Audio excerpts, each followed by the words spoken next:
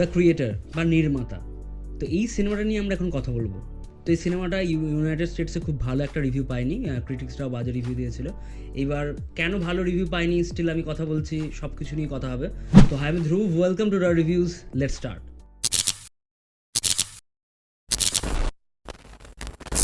তো আমাদের এখন কথা হচ্ছে দ্য ক্রিয়েটার বা যাকে নির্মাতা বলা হচ্ছে এই সিনেমাটা নিয়ে।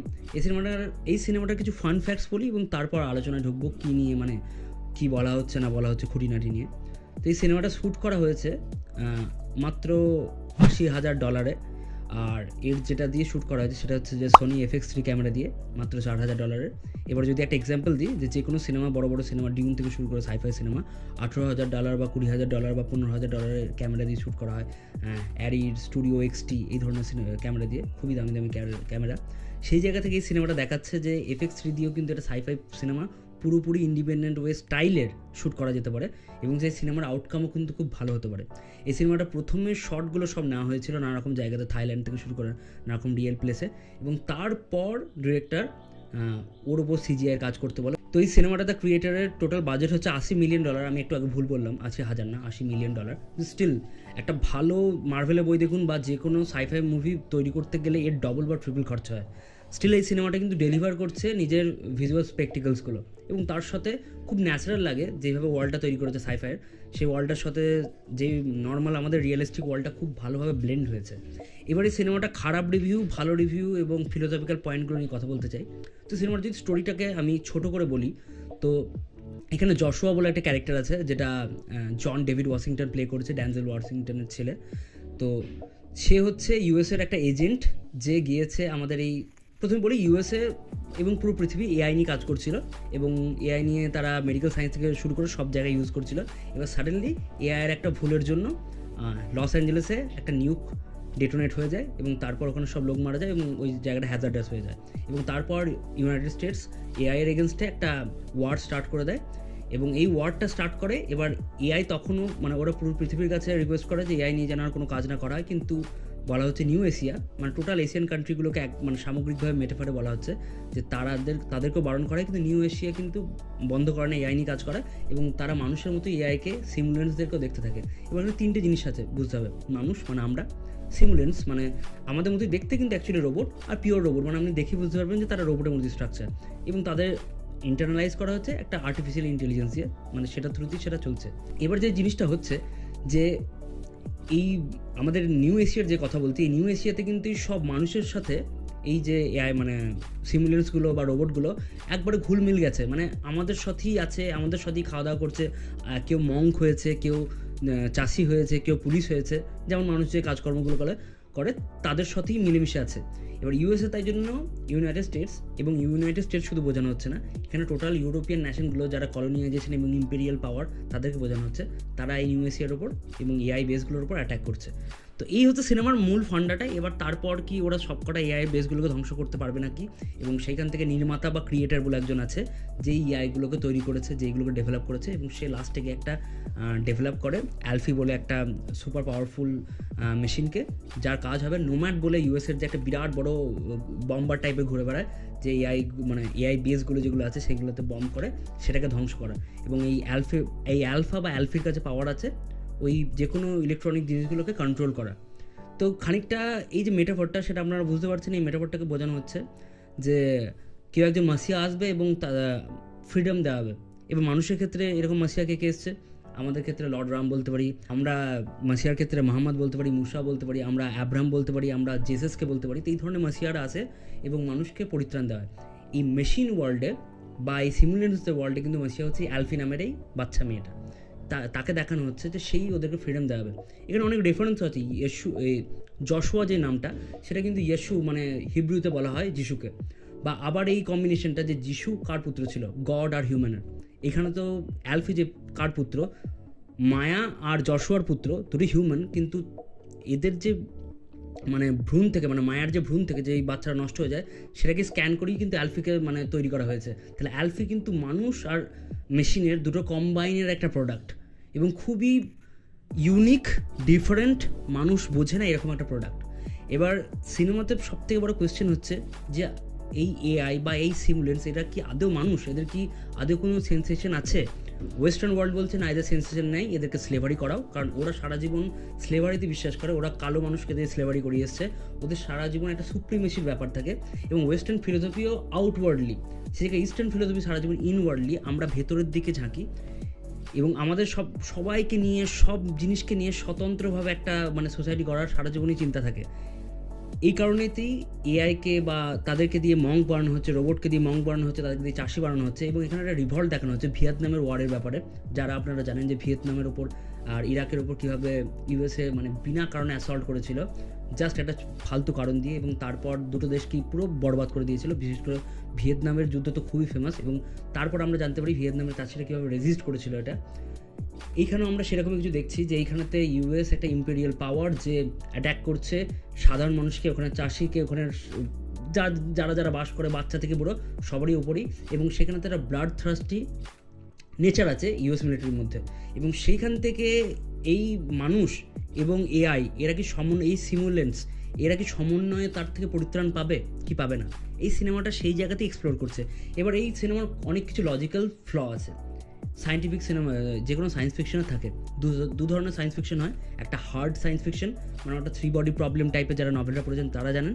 আর একটা ডিউন টাইপের সায়েন্স ফিকশন, যেখানেতে ওয়ার্ল্ড পলিটিক্স প্রচুর কিছু বিল্ড করা হচ্ছে, কিন্তু এটা একটা ফ্যান্টাসি সাবজনরা।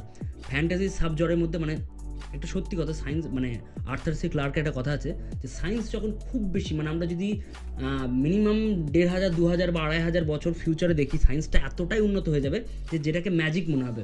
তো এই কারণেতেই কিন্তু এই পুরোপুরি যেই মানে পুরো সায়েন্স ফিকশন, মানে সায়েন্সের থেকে ফিকশন যেখানে বেড়ে যাচ্ছে, সেটা কিন্তু একটা ফিকশন, একটা ফ্যান্টাসিরই সাবজন।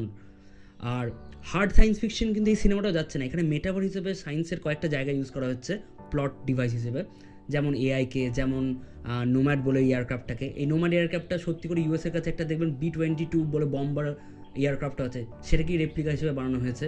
এবং এরকম প্লট হোল দেখতে পেলে কিন্তু ছোটোখাটো প্রচুর খুঁজে পাবেন যে এটা কেন হলো, এটা কেন হলো না।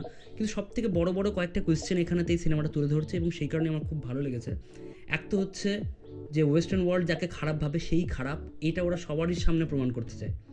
সেই জায়গাতে দেখানো হচ্ছে যে ইস্টার্ন ওয়ার্ল্ডের একটা ডিফারেন্ট থিঙ্কিং আছে, চায়না ডিফারেন্ট থিঙ্কিং আছে, ইন্ডিয়ার একটা ডিফারেন্ট থিঙ্কিং আছে, ভিয়েতনামে ডিফারেন্ট থিঙ্কিং আছে, জাপানিজ কালচার আলাদা, বুদ্ধিজম এবং হিন্দুইজমের একটা ডিফারেন্ট থট প্রসেস আছে। এবং এই সিনেমায় কিন্তু এটা বিদ্যমান যে রোবটরাও এখানে বলছে কি আমরা শান্তি চাই। এখানে তো খুব সুন্দর একটা কনভারসেশন আছে জশুয়ার সাথে একটা সিমুলেন্সের। তো কনভারসেশনে বলা হচ্ছে যে জানো, যদি ওয়েস্টার্ন ওয়ার্ল্ড জিতে যায় তাহলে আমাদের প্রত্যেকজনকে মরতে হবে। লিটারেলি আমার গায়ে কাটা দিচ্ছে যে আমাদের প্রত্যেকজনকে মরতে হবে, মানে ওরা সবজনকে মারার পর ওরা বন্ধ হবে। কিন্তু যদি আমরা জিতি তাহলে কিন্তু এই যুদ্ধটা এখানেই বন্ধ হবে। অ্যাকচুয়ালি তাই তো হয়েছিল, যখন ইউএসএ অ্যাগ্রেশন করছে ভিয়েতনামের ওপর, ভিয়েতনামের চাষিরা যুদ্ধ করেছে, ফাইট ব্যাক করেছে নিজের বাঁচাদের জন্য। তারা যখন ফাইট ব্যাক করে ইউএস সেনাকে পিছনে হাঁটিয়ে দিল, তারপর কি তারা ইউএসএর ওপর গিয়ে ফের থেকে অ্যাটাক করেছে? করেনি। এই এআই ওয়ার্ল্ডেরও মানে মূল নীতি হচ্ছে যে আমরা চাই যুদ্ধ করতে, কারণ আমরা বাঁচতে চাই। আমরা যদি যুদ্ধটা জিতে যাই, আমরা যদি নোমাড বলে যে বম্বার টাইপের মেশিনটা ঘুরে বেড়াচ্ছে ওপর দিয়ে, সেটাকে যদি আটকে দিতে পারি, তাহলে কিন্তু আমরা যুদ্ধটাকে বন্ধ করে দেবো আর পিস কায়েম করবো। এবার দেখুন, এই ওয়ার্ল্ডে কিছু নিয়ম মেনে চলা হচ্ছে। একটা হচ্ছে যে ক্রিয়েটারকে বা নির্মাতাকে খোঁজা হচ্ছে। নির্মাতা, আমরা বাংলায় নির্মাণ যে করে বুঝতেই পারছি, নির্মাতা বাংলাতেও বলে, নির্মাতা হিন্দিতেও বলা হয়, নির্মাতা অনেক ল্যাঙ্গুয়েজে এই ওয়ার্ডটাই ফেমাস আছে। এই নির্মাতার বা ক্রিয়েটারকে খোঁজা হচ্ছে। কিন্তু রিয়েল লাইফে আমরাও তো খুঁজি ক্রিয়েটারকে, আমাদের ভগবানকে, কে আমাদের বানিয়েছে অ্যাকচুয়ালি, আমরা কোথা থেকে এসেছি, আমরা কি অ্যাকচুয়ালি হিউম্যানটা কি এলিয়েন? প্রচুর কন্ট্রোভার্সি আছে, প্রচুর কনস্পিরেসি থিওরিজ আছে। এবং সেই জায়গাগুলি কিন্তু একটা ফিলোসফিক্যাল পয়েন্টও আছে, যে ফিলোসফি তৈরি হয় যে ভগবানকে, নলেজ কি আউটওয়ার্ডলি কোনো জিনিস না, ইনেট আমাদের মধ্যেই আছে, আমরা কোনো বড় সিস্টেমের একটা পার্ট। এবং এইখানে তো খুব সুন্দর আরও ভালো ভালো কয়েকটা ডায়লগ আছে, যেমন অ্যালফির সাথে জশুয়ার একটা কনভারসেশন চলবে, তাদের মধ্যে তো একটা বাবা মেয়ের একটা সম্পর্ক তৈরি হয়েই গেছে। এক টাইমে সে ওকে মেশিন ভাবলেও পরের দিকে কিন্তু তার নিজের মেয়ের মতো ভালোবাসা শুরু করে দেয়। এবং এটাই আমরা হিউম্যান। আর্টিফিশিয়াল ইন্টেলিজেন্স আর হিউম্যানের মধ্যে মূল তফাৎ কোথায়? যে ওরা আর্টিফিশিয়াল আর আমরা ন্যাচারাল, তাই তো? তাহলে যদি এই আর্টিফিশিয়াল ইন্টেলিজেন্সের মধ্যে একটা এমপ্যাথি তৈরি হয়, এই এমপ্যাথি তৈরি হলে কি আর্টিফিশিয়াল ইন্টেলিজেন্স আর আর্টিফিশিয়াল থাকছে, ন্যাচারাল হয়ে যাচ্ছে না? এটাই তো হিউম্যানের থেকে মেশিনদের আলাদা করে। আমি যদি বলি যে আমরা নিজেরা একটা মেশিন, আমাদেরকে বানিয়েছে ভগবান, যে সব থেকে বড় ক্রিয়েটার, আমাদের যে ক্রিয়েটার আমরা জানি না তাকে, আমরা তাকে খুঁজে পাইনি। যেমন সিনেমাতেও ক্রিয়েটারকে তারা খুঁজে পাচ্ছে না। তো এই আমরাও কিন্তু একটা কমপ্লেক্স মেশিন, পৃথিবীর সব থেকে অ্যাডভান্স মেশিন। আমাদের এত অ্যাডভান্স, আমাদের জেনেটিক্যাল কোডগুলোতে কোড করা আছে। আমরা যখন প্রোগ্রামিং করে নানা রকম ল্যাঙ্গুয়েজ দিয়ে, C++, জাভা, হোয়াটএভার, এই ধরনের ডিফারেন্ট ল্যাঙ্গুয়েজ দিয়ে, আর্টিফিশিয়াল পাইথন দিয়ে আর্টিফিশিয়াল ইন্টেলিজেন্সে কোডিং করি, সেখান থেকে তারা কাজকর্ম করে, জিনিসপত্র তোলা করে। আমাদের ChatGPT এসছে, রিসেন্ট টাইমে তো আর্টিফিশিয়াল ইন্টেলিজেন্স বুম হয়েছে। আমরা হিউম্যানরাও তো কোডেড, জেনেটিক্যালি কোডেড। এই ডিএনএর মধ্যে, আমাদের আরএনএর মধ্যে যে এত ডিটেলস জিনিসপত্র দেওয়া আছে, আমরা কীভাবে বিহেভ করব, আমাদের ইমিউনিটি সিস্টেম কত স্ট্রং ভাবুন। কোনো ফরেন পার্টিকেল এলে সঙ্গে সঙ্গে তাকে অ্যাট্যাক করা হবে, তাকে ধ্বংস করে দেওয়া হবে। এগুলো কিন্তু অটোমেটিক ঘটছে। আমরা কিন্তু ব্রেন বলছে না যে এটাকে ধ্বংস করো, ইয়ে করো, মানে অটোমেটিক আমরা না জানতে আমাদের হার্ট অটোমেটিক পাম্প হচ্ছে, অটোমেটিক রিদম তৈরি হচ্ছে, সার্কেডিয়ান রিদম তৈরি হচ্ছে। এই যে কমপ্লেক্স সিস্টেমটা, এটাকে আমরা অ্যাকচুয়ালি নিজেদের সিস্টেমটা কি বুঝি না। আমাদের সিস্টেমটা অনেক বেশি কমপ্লেক্স, অনেক বেশি অ্যাডভান্স। মেবি 1500 ইয়ার্সও আমরা মানে টোটাল আমাদের সিস্টেমটাকে বুঝতে পারবো নাকি আমি সন্দেহ। তাহলে আমাদের একটা ক্রিয়েটার আছে, তার কাছে আমরা কিন্তু রোবটই, আমরা একটা মেশিন। সেরকম আমরা যে মেশিনটাকে বানাচ্ছি, আমরা যাকে জন্ম দিচ্ছি, তাকে হত্যা করার অধিকার কি আমাদের আছে? সেটা হচ্ছে ব্যাপার। রাইট আর্টিফিশিয়াল ইন্টেলিজেন্সের কোথায়? কখন আমরা বুঝবো যে তাদের কোনো রাইট থাকতে পারে, কখন তাদের রাইট থাকবে না? মানে সোজা কথায়, আপনি এবং আপনার প্রেমিকা বা আপনার স্ত্রী আপনার সন্তানের জন্ম দিলেন। আপনি জন্ম দিয়েছেন বলে কি যখন মনে হবে আপনার তার হত্যা করার অধিকার আছে? তাই তো নেই। তা এই যে সিমুলেন্টসে তাদের যদি কনসিয়াসনেস চলে আসে, তারা যদি সেন্টিয়েন্ট বিং হয়ে যায়, তো যখন মনে হবে তাদেরকে ওই স্লেভ থেকে তাদেরকে আমরা হত্যা করতে পারবো। আর অ্যাকচুয়ালি আমরা মেশিন বা আর্টিফিশিয়াল ইন্টেলিজেন্স বা হোয়াটএভার, এই রোবটগুলো বানানোর মূল উদ্দেশ্য কিন্তু পুরো পৃথিবীতে স্লেভারি করানো হচ্ছে। আগে বিশেষ করে এখানে যেটা দেখানো হচ্ছে যে কিছু ইম্পেরিয়াল পাওয়ার যে স্লেভারি হচ্ছে ইম্পর্টেন্ট, মানে কোনো না কোনো মানুষের আকৃতি দেওয়া হচ্ছে, তাদেরকে সিমুলেন্স বানানো হচ্ছে, কিন্তু তাদের কাজ হচ্ছে মানুষের সেবা করা। এবং এই ওয়ার্ল্ডে দেখা যাচ্ছে যে মায়া, মানে যে নির্মাতার পর সেকেন্ড নির্মাতা, তাকে সে 5 বছর ধরে কোমায় আছে এবং তাকে কোনো মানে যে সিমুলেন্সরা যারা আছে তারা মারতে পারবে না, কারণ যেহেতু সে ক্রিয়েটার, তাকে মারা যাবে না, মানে নিজেরা তাকে মারতে পারবে না। তো এই ওয়ার্ল্ডেতে এখানে আমরা বুঝতে পারি যে এখানে আইজ্যাক অ্যাসিমভের famous writer, science fiction writer, তো এখানে তার একটা মানে সে বানিয়েছিল 3 laws অফ রোবোটিক্স। তো সেইখানে এই লগুলো কিন্তু কিছু জায়গাতে এই ওয়ার্ল্ডেও অ্যাপ্লাই হচ্ছে, আমরা বুঝতে পারি। এই লগুলো কী বলছে? ফার্স্ট ল হচ্ছে যে রোবট কখনো হিউম্যানদের হত্যা করবে না, বা তার অ্যাকশনেতে যেন হিউম্যানদের হত্যা না হয়। সেকেন্ড ল কী বলছে? যে রোবট সবসময় হিউম্যানদের কথা মেনেই চলবে, কিন্তু কথা মেনে চলতে গিয়ে কখনো যেন ফার্স্ট ল ভায়োলেট না হয়, মানে যেন আপনার মানে কোনো রোবট হিউম্যানের আদেশ মেনে চলতে গিয়ে সে যেন কাউকে হত্যা না করে, কোনো হিউম্যানকে। এবং থার্ড ল কী বলছে? যে রোবট সবসময় নিজের প্রোটেকশন করবে, কিন্তু যেন সেইটা করতে গিয়ে ফার্স্ট আর সেকেন্ড লয়ের ভায়োলেশন না হয়। তো এই 3টে ল কিন্তু এই যখন সিমুলেটর নিজের নির্মাতাকে মানে তার সাপোর্ট সিস্টেম খুলে দিতে পারছে না, জানে যে সে কষ্ট পাচ্ছে, তবুও তখন বোঝা যাচ্ছে যে এখানে অ্যাসিমভের এই 3টে ল কাজ করছে। এবং এই সিনেমাতে কিন্তু আরেকটা জিনিস এক্সপ্লোর করা হচ্ছে, সেটা হচ্ছে Frankenstein complex. What is Frankenstein complex? সেটা বলা হচ্ছে নির্মাতা যখন নিজের প্রোডাক্টকে ছেড়ে পালিয়ে যায়। হিউম্যানরা এই ফ্র্যাঙ্কেনস্টাইন কমপ্লেক্স মানে কি? মানে হিউম্যানরা সবসময় ভয় পায় যে কখনো তারা এমন কিছু মেশিন বা কিছু জিনিস বানিয়ে ফেলবে যেটা তাদেরকে হত্যা করবে। তো এই নানা রকম জায়গাতে ডিস্ট্রিক্ট 9 থেকে শুরু করে প্রচুর সিনেমা, এসিলিয়াম বা আপনি বলতে পারেন ব্লেড রানার, এই ধরনের সব সিনেমাতে কিন্তু কিছু কিছু ট্রোপ, কিছু কিছু সিন আপনার এই দ্য ক্রিয়েটার দেখে মনে পড়বে। কিন্তু এই ক্রিয়েটার কখনোই এই সিনেমাগুলোকে কপি করে নতুন কিছু করার চেষ্টা করেনি। এই সিনেমাটা চেষ্টা করেছে একটা অরিজিনাল ফিলোসফিক্যাল আইডিয়াকে তোলার, যে ক্রিয়েটার কারা, অ্যাকচুয়ালি ইউএসএ কী করতে চায়, অ্যাকচুয়ালি এশিয়ান লোকদের থট প্রসেস কী, এবং অ্যাকচুয়ালি যখন একটা মানে রোবট মানুষের মতো ভাবতে থাকবে, তখন কি মানুষ যে তাকে বানিয়েছে, যে তাকে স্লেভারি করার জন্যই বানাক বা হোয়াটএভার কোনো কিছু করার জন্যই বানাক, তাকে কি তার ফ্রিডম দিতে পারবে? এবং সেইটার জন্যই গোটা সিনেমাটা ধরে নানা রকমভাবে তাদের সার্চ করা হচ্ছে। এবং এইখান থেকেই বানানো হচ্ছে যে মাসিয়া আসছে, এখান থেকেই ভিয়েতনামের ওয়ারের কনসেপ্ট আসছে, এখান থেকে ইম্পেরিয়াল পাওয়ারের কনসেপ্ট আসছে, এখান থেকেই কনসেপ্ট আসছে যে ক্রিয়েটারকে, ভগবানকে।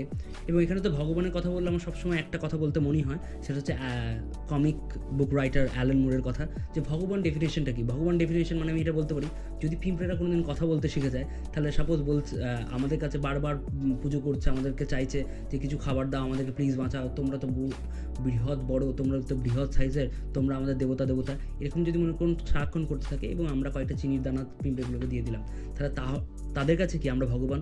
কয়েকটা চিনির দানা দেওয়ার জন্য তাদের প্রচুর দিন মানে তাদের পেট চলে যাবে, এবং যখন মন একটা গোটা পিঁপড়ের মানে মনে করুন সাম্রাজ্যকে আমরা 1 সেকেন্ডে নষ্ট করে দিতে পারি, আমাদের কিছু যায় আসে না, কারণ তারা আমাদের কাছে খুবই ক্ষুদ্র, ইন্টেলিজেন্স থেকে শুরু করে তাদের সাইজ অনুযায়ী খুবই ক্ষুদ্র।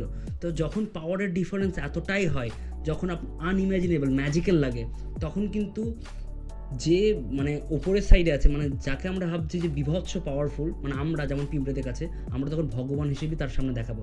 তাহলে এই গড জিনিসটা, সেটা কিন্তু শুধুই যে একটা গড রিপ্রেজেন্ট করে এমন একটা জিনিসকে যেটা আনইম্যাজিনেবল পাওয়ার, মানে আমাদের থেকে আনইম্যাজিনেবল পাওয়ারফুল কোনো জিনিসকে আমরা গড বলে থাকি। তো সেইখানেতে কিন্তু এই ক্রিয়েটার, সিমুলেন্সের ক্ষেত্রে নির্মাতা যে ওদেরকে বানাচ্ছে, এবং মানুষের ক্ষেত্রে এমন একটা গড যাকে আমরা এখনও নানারকম রিলিজনের মাধ্যমে খুঁজছি। এই জিনিসগুলো কি কিন্তু এক্সপ্লোর করা হয় নানা রকম সিনেমা দিয়ে, এবং এই সিনেমাটা চেষ্টা করেছে ফ্রিডমকে এক্সপ্লোর করার, নির্মাতা বা ক্রিয়েটারকে এক্সপ্লোর করার, এবং হিউম্যান কি কখনো তার নিজের ক্রিয়েশনকে ফ্রিডম দিতে পারবে কি পারবে না, এবং হিউম্যান আর্টিফিশিয়াল ইন্টেলিজেন্স সিমুলেন্স এই যে পৃথিবীতে চলছে, আমরা ভয় পাচ্ছি, আমরা বলছি আর্টিফিশিয়াল ইন্টেলিজেন্স সব নষ্ট করে দেবে, আদৌ কি সেরকম ফিউচারটা যাবে না ডিফারেন্টলি যাবে? যেমন অ্যারাইভেলও খানিকটা ডিফারেন্টভাবে দেখানোর চেষ্টা করেছিল যে এলিয়েন ইনভেশন হলে কি এলিয়েনরা শুধুই আমাদের মারার চেষ্টা করবে, নাকি আমাদের নতুন কোনো পথ খুলে দেবে, নতুন কোনো গিফট দিয়ে যাবে, হিউম্যানকে নতুন কোনো দিশা দেখাবে। তো এই কোয়েশ্চেনগুলোই কিন্তু ক্রিয়েটার আমাদের মধ্যে জাগায়, এবং অবভিয়াসলি একটা সোনি এফএক্স3 ক্যামেরা নিয়ে এই পুরো সিনেমাটা শ্যুট করা হয়েছে। এটা ইন্সপিরেশন, আর অবভিয়াসলি ওয়েস্টার্ন পাওয়ার এটা খারাপ লাগবে, ইউএসএর এটা খারাপ লাগবে, কারণ ওদের যে ইম্পেরিয়াল স্বভাবগুলো সেটা গোটা সিনেমা ধরে দেখানো হয়েছে।